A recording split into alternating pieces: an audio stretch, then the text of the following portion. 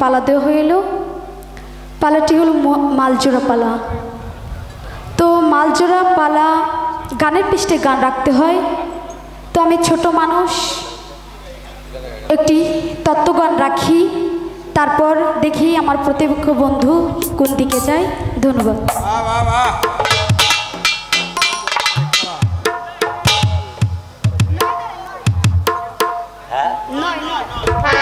Hello hello,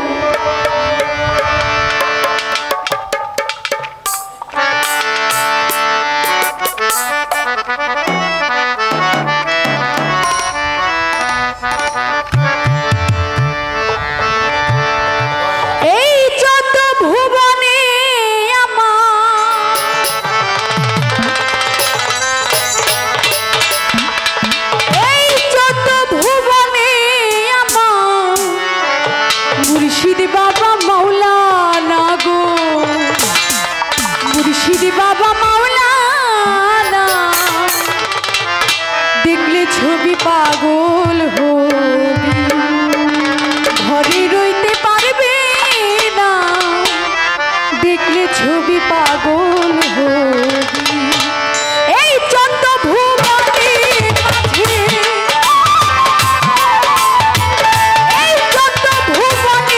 মাঝে, মুর্শিদি বাবা মাওলানা গো, দয়াল বাবা মাওলানা, দেখলে ছবি পাগল হবি, ঘরে রইতে পারবে না, দেখলে ছবি পাগল হবি।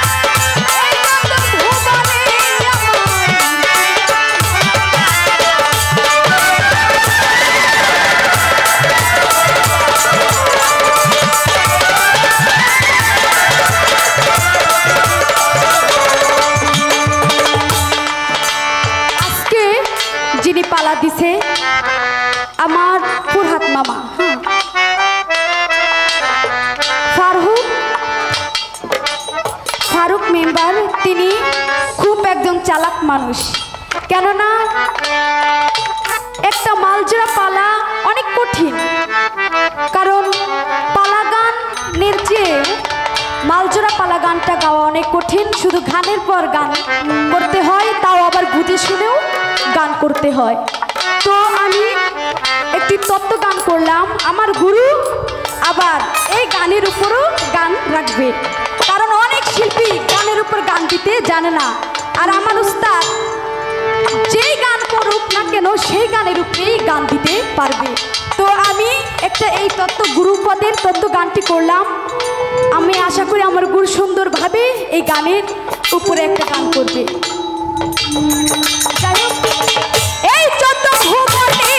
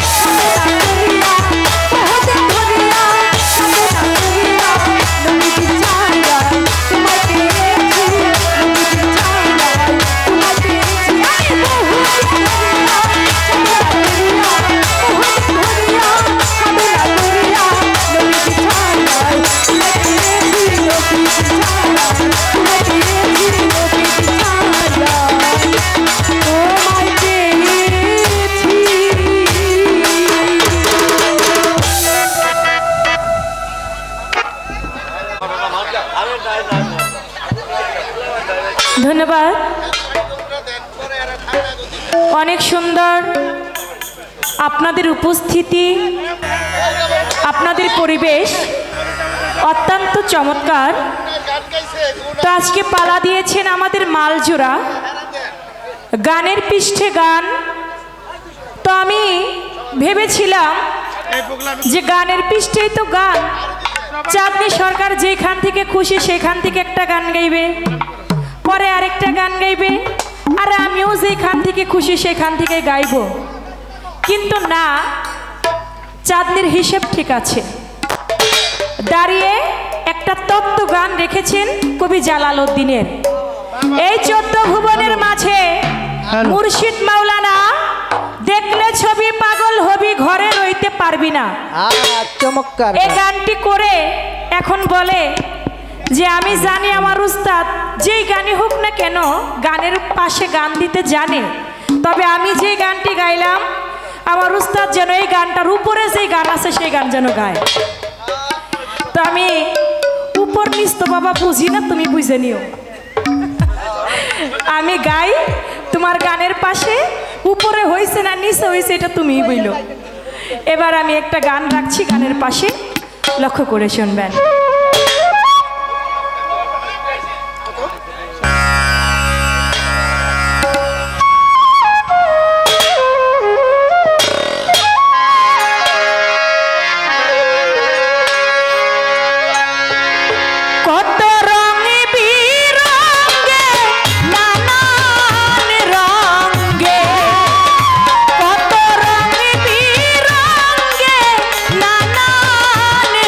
রঙে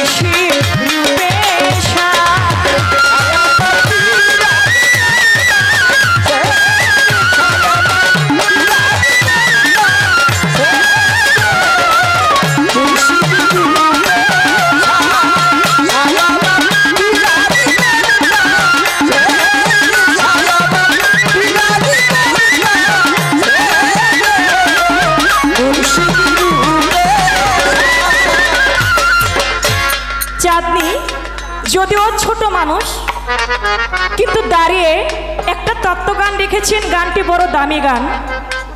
এই 14 ভুবনের মাঝে মুর্শিদ মাওলানা অনেক বড় হও বাবা, আমি দোয়া করি মালিক।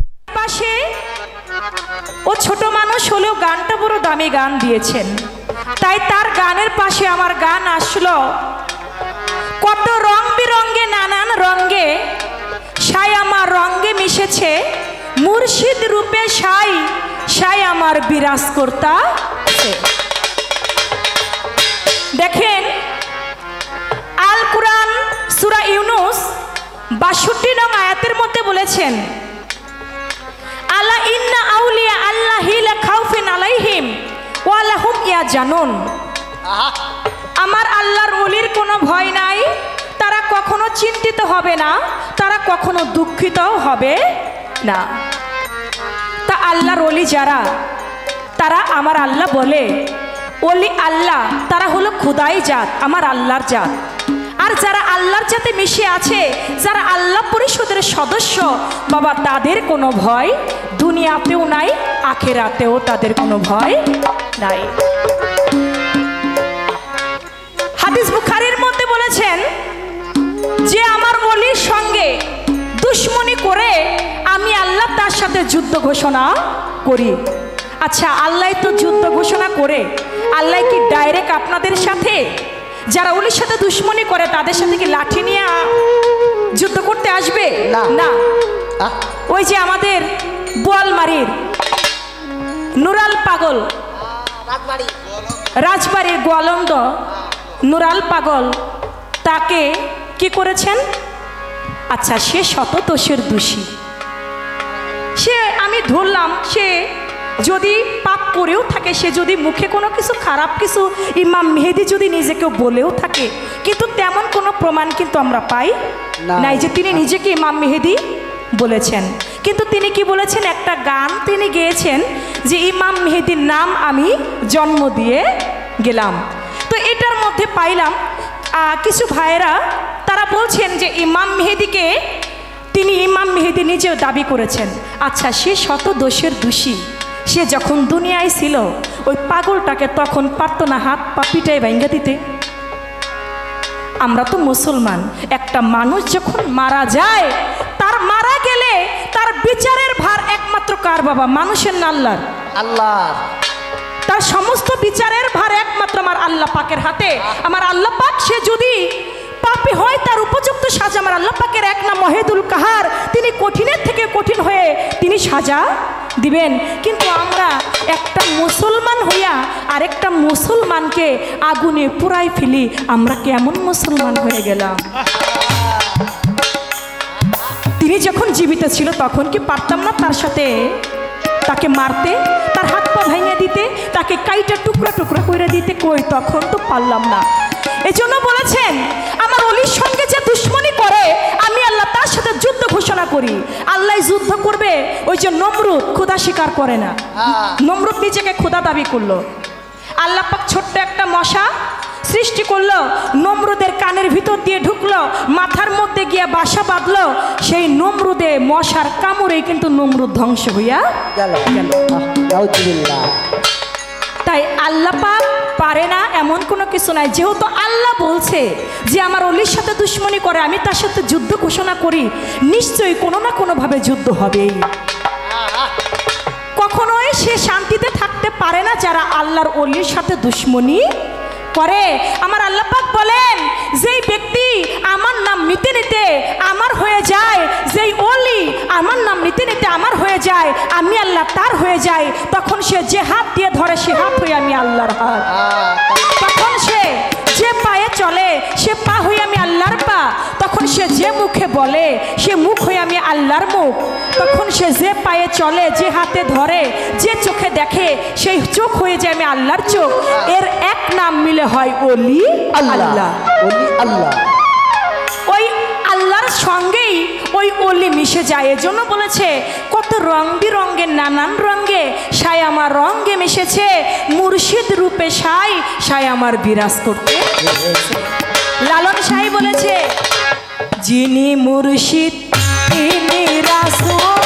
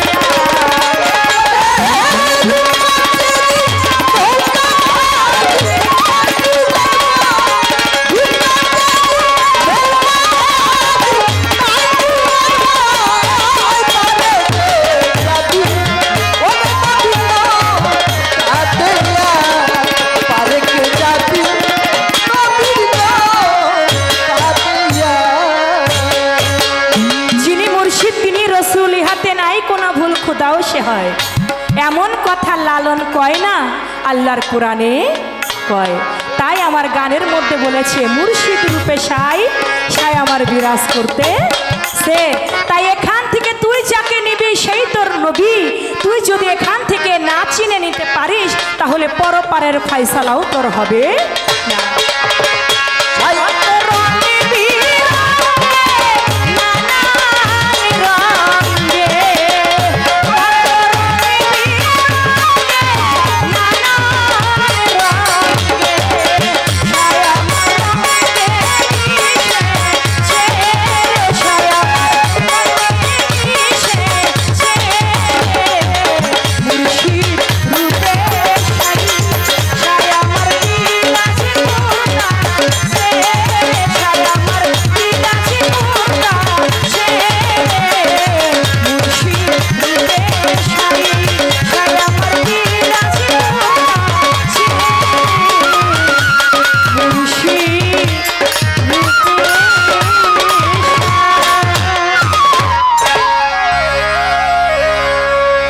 প্রবাসী, তা আপনি প্রবাসীদের নিয়ে একটা গান আপনার গাইতে হবে।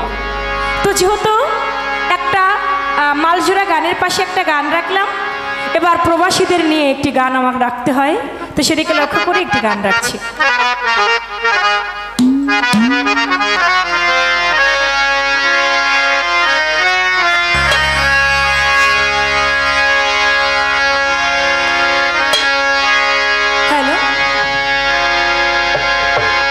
পরদেশী বন্ধু রে আমারে ছাইরা রে, পরদেশী বন্ধু রে আমারে ছাইরা রে, কি রূপ দেখাইয়া মায়া লাগাইলা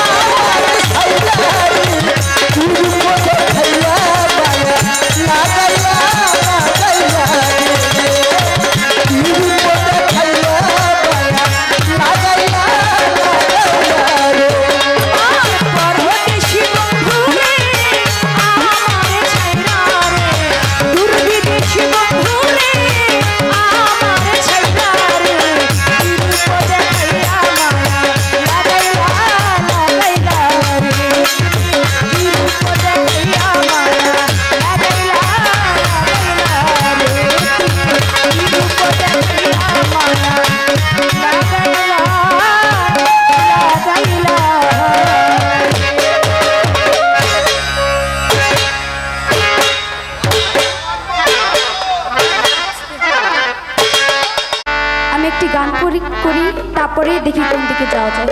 ধন্যবাদ।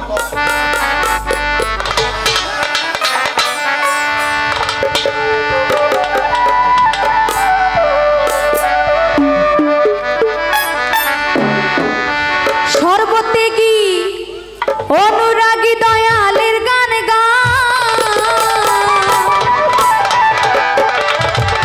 সর্বত্যাগী অনুরাগী দয়ালের গান গা,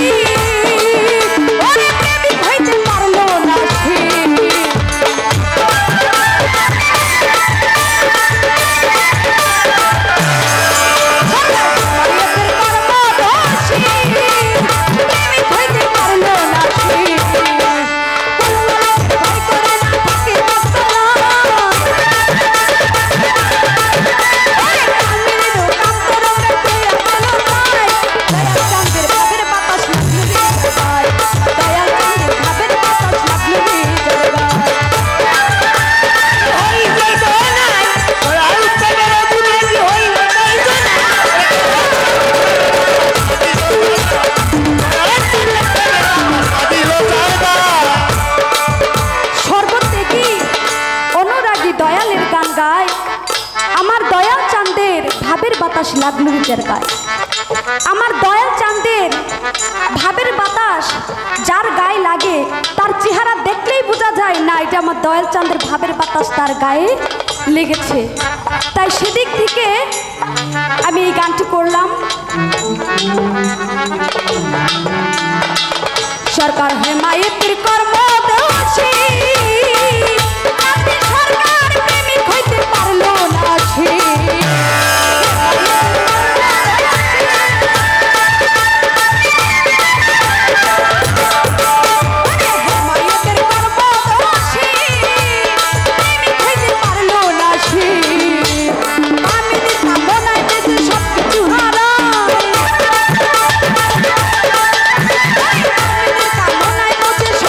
Who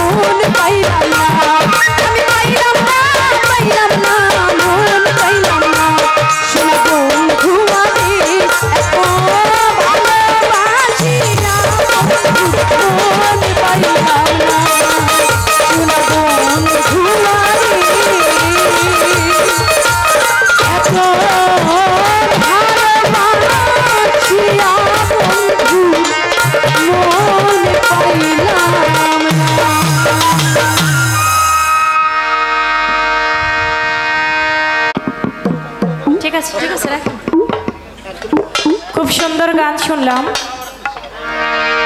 সর্বত্যাগী অনুরাগী দয়ালের গান গায়, দয়াল চাঁদের ভাবের বাতাস লাগলো রে যার গায়ে।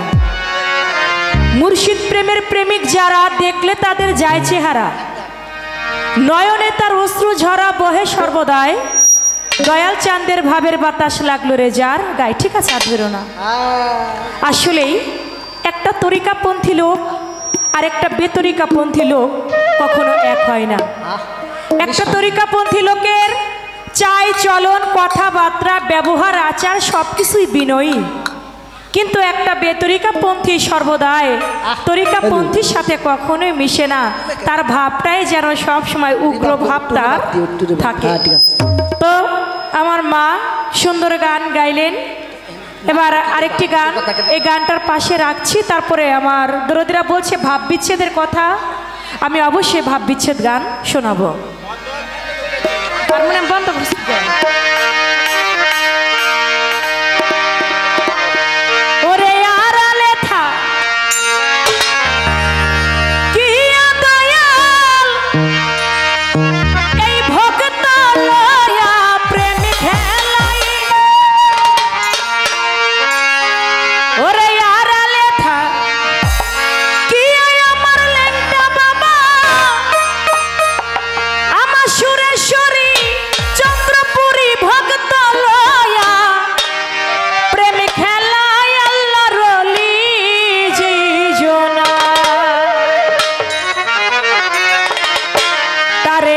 মাটিতেও খাই না, জমেও ছয় নাই, আল্লাহ রহলি যেই জনায়। তারে মাটিতে খাই না, জমেও ছয় নাই, আল্লাহ রহলি যেই জনায়। ওরে আহারা লেখা দিয়া বাবাই ভক্ত লয়া প্রেম খেলা,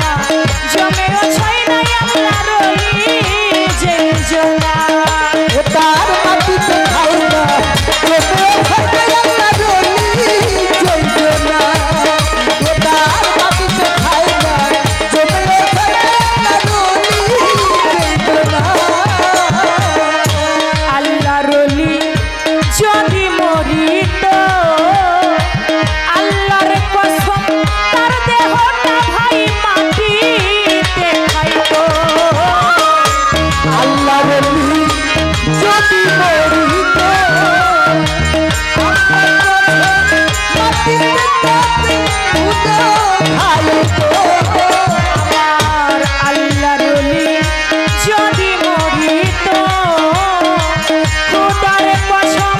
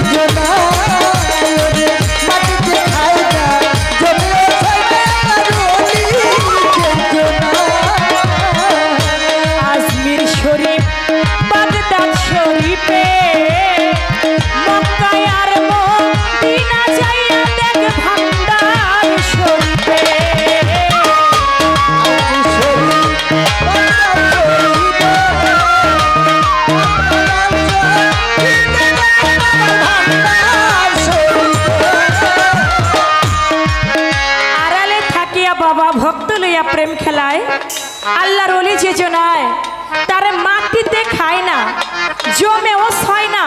আল্লাহর অলি যে নাই, আল্লাহর অলি যদি মরিত, আল্লাহর কসম তার দেহটা মাটিতে খাইত। ঘৃণায় কেহ কাছে না চাইতো, অলি আল্লাহর রওয়া যায়। কিছুদিন আগে ফেসবুকে দেখলাম ভান্ডার শরীফের একজন মুরিদান, মঈন বাবার মুরিদ। তো সেই মুরিদান তিনিও খেলাফত প্রাপ্ত একজন আল্লাহর অলি। তো তিনি মারা গেছেন প্রায় 9 মাস আগে। তো 9 মাস আগে তিনি মারা গেছে, তাকে কবরের মধ্যে রাখা হয়েছে, মাটি মঞ্জিল দেওয়া হয়েছে। কিন্তু 9 মাস পরে তিনি স্বপ্নে দেখাইতেছে তার ছেলেদেরকে, প্রথমে বড় ছেলেকে দেখাইছে যে বাবা তোমরা আমাকে যে জায়গাটাতে কবর দিছ, এই জায়গাটার মধ্যে পানি উঠা গেছে, আমি ইবাদত করতে পারি না, আমার ইবাদত করতে কষ্ট হয়। তো বড় ছেলে মেজো ভাইয়ের কাছে বলছে যে মেজো ভাই, আজকে স্বপ্নে দেখি আব্বা বলে যে আব্বার কবরে নাকি পানি উঠা গেছে, আব্বার ইবাদত করতে নাকি সমস্যা হয়, আব্বার কবরটা লাশ উঠাইয়া অন্য এক জায়গায় কবর দিতে বলে। বলে কি বলো, এটা কি হয় যে মারা গেছে তার লাশ আবার উঠায় আর এক জায়গায় কবর দেব না? পরের দিন আবার মেজো ছেলে স্বপ্ন দেখে, তারপরেও লাশ উঠায় না। পরবর্তীতে এলাকার মানুষও স্বপ্নে দেখতে থাকে যে তিনি যেই কবরটার মধ্যে আছে ওই কবরটাতে পানি উঠে গেছে, তাকে অন্য একটা কবরের মধ্যে শোয়াইতে বলে। এ কথা যখন সবাই একে একে করে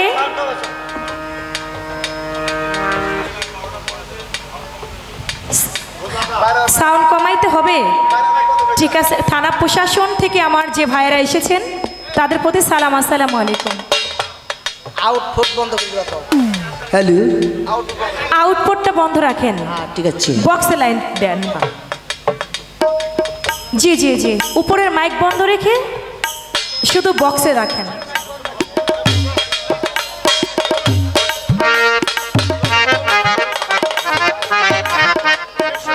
পরবর্তীতে যখন সবার স্বপ্ন দেখা হলো, তার কবরটা খোঁড়া হলো। কবরটা খোঁড়ার পরে দেখতেছেন যে আসলেই 9 মাস আগে যে ব্যক্তিটা মারা গেছে তার লাশ একটু পচন ধরে নাই। এজন্য আল্লাহর ওলিগণ বাগদাদ শরীফ বলেন, আমার বড় পীর বলেন, আমার খাজা মঈনুদ্দিন চিশতি বলেন, আল্লাহর ওলিগণ কায়া ছাড়ে তারা কভু মরে না। এজন্য আমার আল্লাহ পাক বলেছেন আল ওলি আল্লাহ মতো আমার আল্লাহর ওলির কোনো মরণ নাই, তাই বলেছেন। আজমির শরীফ, বাগদাদ শরীফে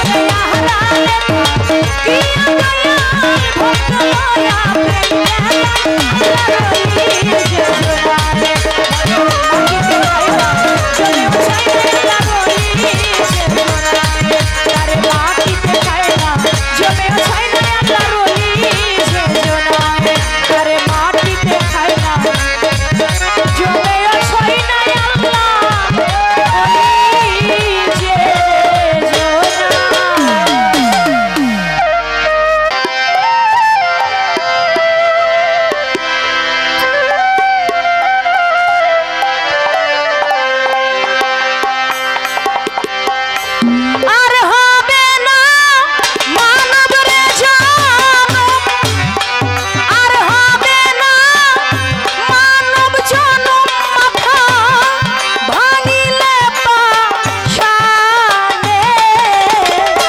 কি ভুল করলাম রে জ্ঞান আমার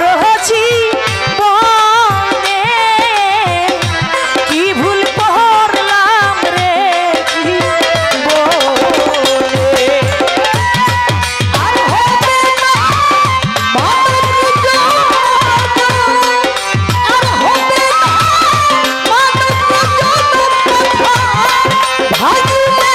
ভাঙিলে পাশানে। কি ভুল করলাম রে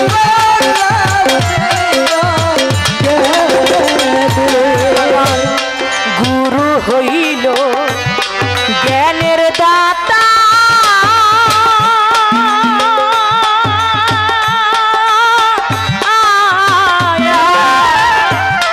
জ্ঞান বিহনে ভজন রে বৃথা।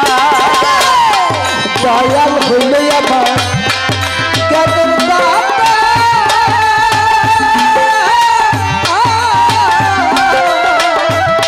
জ্ঞান দিলে সেই ভজন বৃথা। ওরে আমার মুর্শিদ হইল জ্ঞানের দাতা,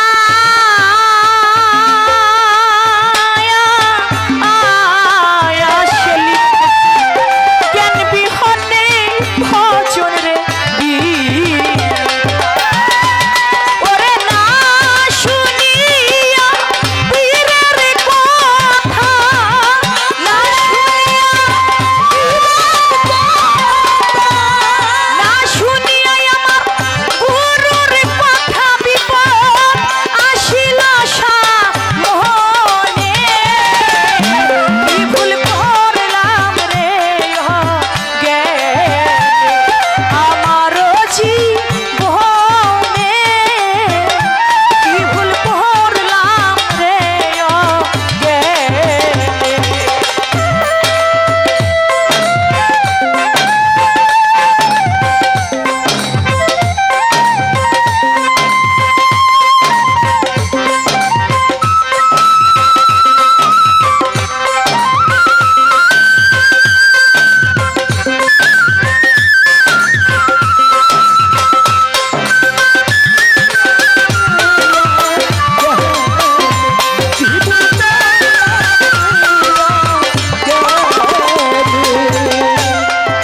আর হবে না মানব জনম, এই মাথা ভাঙিলে পাশানে।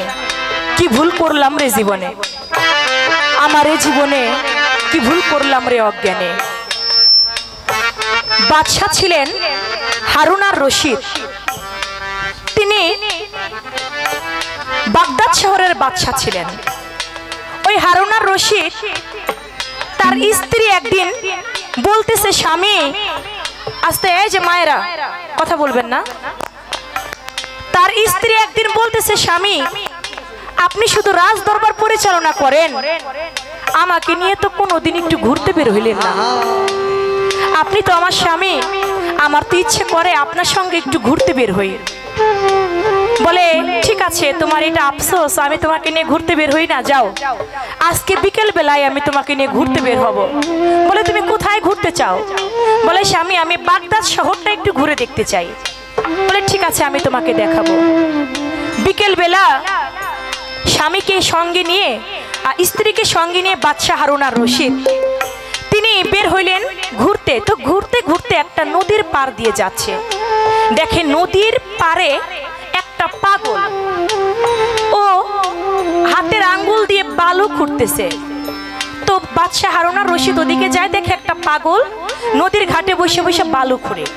তো বলতেছে, পাগল তুই কি করিস? কয় দেখোস না আমি কি করি, আমি জান্নাতের বালাখানা বানাই। কয় কি? ও নদীর পারে বসে বসে বালু খুঁড়ে আর কয় জান্নাতের বালাখানা বানাই। আচ্ছা পাগল তুই বল তো, পারবে? বলে যে কিনবে তারই হবে। বলে আমি কি একটা কিনতে পারবো? বলে হ্যাঁ পারবে। বলে তোর এটার দাম কত? বলে এটার দাম মাত্র 1 আনা। আরে পাগল, তুই বালু খুঁড়তাছস আর ভাই আগের মতো রাখেন, এটা বেশি ভালো দরকার নাই, বেশি ভালো ভালো না। বলে তুই পাগল মানুষ, তুই বালু খুঁড়স আর তুই আমারে জান্নাতের বালাখানা বিক্রি করবি মাত্র 1 আনায়? ধুর যা পাগল। এইটা বইলা চলে আসে। স্ত্রী বলে স্বামী আপনি না কিনেন, আমি পাগলটার কাছ থেকে একটা জান্নাতের বালাখানা কিনতে চাই। বলে পাগল, তোমার জান্নাতের বালাখানা কি আমি কিনতে পারবো? বলে হ্যাঁ পারবে। বলে দাম? বলে মাত্র 1 আনা। বলে ঠিক আছে, এই যে 1 আনা নেও আর আমাকে একটা জান্নাতের বালাখানা আমাকে দিয়ে দাও। বলে ঠিক আছে। বলে এই 1 আনা তুমি আমাকে দিলে জান্নাতের বালাখানা তোমার হয়ে গেল, তুমি এখন চলে যাও। হারুন আর রশিদ স্ত্রীকে সঙ্গে নিয়ে নদীর ঘাট দিয়ে যায় আর স্ত্রীকে বকাবকি করে। কয় 1 আনা দিবার আর মানুষ পাইলা না, একটা পাগল ছাগল তুমি 1 আনা দিলা। তুমি যদি একটা এতিমরে দিতা, যদি একটা মসজিদে দান করতা, যদি একটা মাদ্রাসায় দান করতা, তাতে তোমার ন্যাক হইতো, তাতে তোমার স্বভাব হইতো। কিন্তু তুমি একটা পাগল রে দিলা জান্নাত বালাখানার জন্য। এইগুলো আসলে কিছুই না, ওই পাগল ছাগল ভুয়া। এই কথা বইলা বাড়িতে চলে গেছে। বাড়িতে যাইয়া হারুন আর রশিদ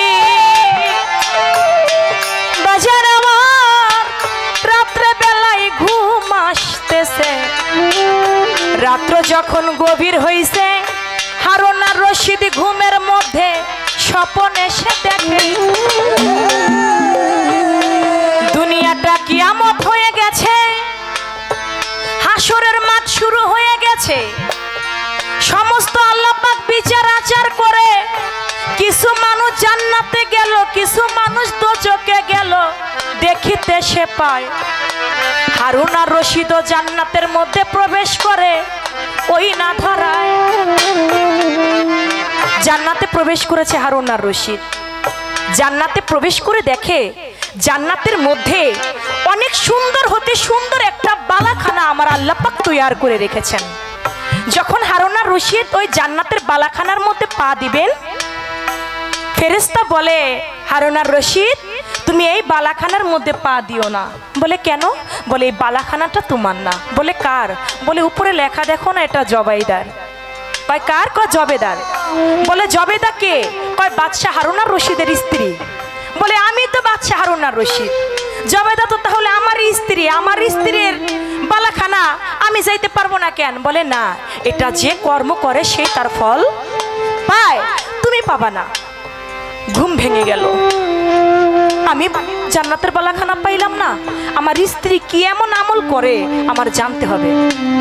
রাত্রে অধিক স্ত্রীকে ডাকতেছে, ডেকে বলতেছে আচ্ছা জবেদা তুমি কি আমাকে বলতে পারো তুমি কি এমন এক্সট্রা আমল করো? বলে কই স্বামী, আপনি যেই আমল করেন আমি তো সেই আমলই করি।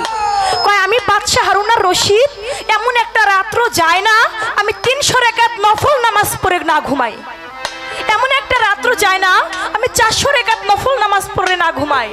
আমি সবসময় আল্লাহর নফল ইবাদত করি, আমি 300 রাকাত নামাজ আদায় করি রাত্রবেলায়, 400 রাকাত কোনোদিন আমি নামাজ আদায় করি। কিন্তু জান্নাতের মধ্যে আমার জন্য বালাখানা নাই, তোমার জন্য একটা বালাখানা আল্লাহ পাক তৈয়ার করে রাখছে। নিশ্চয় নিশ্চয় তোমার কোনো ভালো ইবাদত আছে, নিশ্চয় তোমার কোনো এক্সট্রা আমল আছে, তুমি বলো না তুমি কি এমন আমল করো? বলে স্বামী আমার মনে পড়ে না। বলে একটু ভালো করে চিন্তা করো। ভালো করে চিন্তা করে বলে আচ্ছা স্বামী এইটা নয় তো, ওই যে আজকে বিকাল বেলায় আমরা যখন নদীর পাড় দিয়ে হাঁটতেছিলাম একটা পাগল বালু খুঁড়তেছিল আর বলতেছিল আমি জান্নাতের বালাখানা বিক্রি করি, আমি যে 1 আনা দিয়ে কিনে নিলাম ওইটাই কি আমার ভাগ্যে হয়ে গেল না তো? আপনি এটাই স্বপ্নে দেখলেন? তাও তো হইতেও তো পারে। আগামীকাল আবার যাব, আবার গিয়ে আমি একটা জান্নাতের বালাখানা ওই পাগলের কাছ থেকে কিনে নিব। আবার গেছে, যায় আর আল্লাহর কাছে ফরিয়াদ করে মাওলা রে ওই পাগলটা রে আজকেও যেন পাই। যাইতেছে, দেখে নদীর ঘাটে সত্যি সেই পাগলটা আজকেও আছে, আজকেও সেই বালু খুঁড়ে জান্নাতের বালাখানা বানায়। হারুন আর রশিদ বলে, পাগল কি করো? কই দেখো না আমি জান্নাতের বালাখানা বানাই। বলে আমাকে একটা দিবে? বলে হ্যাঁ। কয় দাম কত? বলে বাগদাদের অর্ধেক রাজ্য। কারে পাগল, গতকালকে আমার স্ত্রীর কাছে বিক্রি করলাম তুমি মাত্র একা নাই, আর আজকে আমি তোমার কাছে দাম জিজ্ঞেস করলাম আর তুমি আমাকে বলতেছো বাগদাদের অর্ধেক রাজ্য দিতে হবে। কারণ কি? কয় বাদশা হারুন আর রশিদ, গতকালকে তোমার স্ত্রী কিনেছিল না দেখা, আর তুমি আজকে আসছো দেখা। কয় আমি যে দেখা আসছি। কেমনে দেখলাম? কয় কেন তুমি স্বপ্নে দেখছো না জান্নাতের মধ্যে তোমার স্ত্রীর জন্য একটা বালাখানা তৈরি হয়েছে? আমি যে স্বপ্নে দেখছি এটা পাগলে কেমনে জানলো? নিজে নিজে চিন্তিত হয়ে গেছে। বলে পাগল রে, তুমি আমাকে একটা জান্নাতের বালাখানা দাও, আমি তোমাকে বাগদাদের অর্ধেক রাজ্যই দেবো। বলে না না না, এখন আর হবে না, কারণ এখন আসছো তুমি দেখা লোভে। লোভে কখনো মাওলাকে পাওয়া যায় না। তুমি লোভ করে জান্নাতের আশায় তুমি আবাদত করবা, সেই আবাদত আমার মাওলার দরবারে কখনোই কবুল হবে না। তুমি এমন আবাদত করো মালিককে পাওয়ার আশায়। তাই সেখান থেকে এই গান কবি লিখেছেন।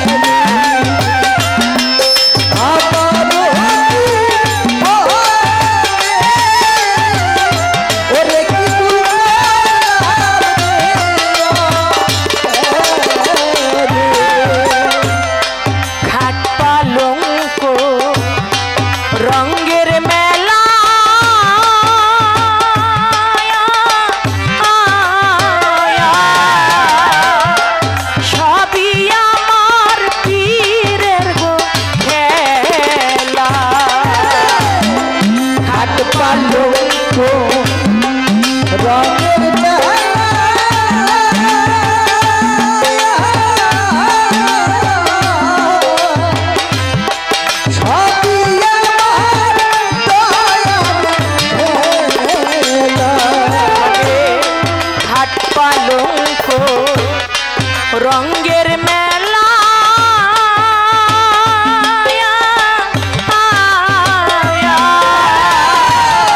সবই আমার গুরুর খেলা।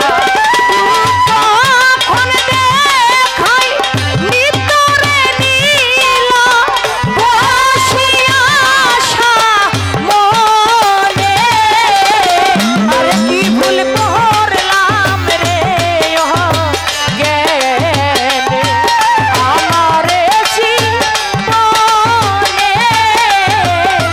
কি ভুল করলাম রে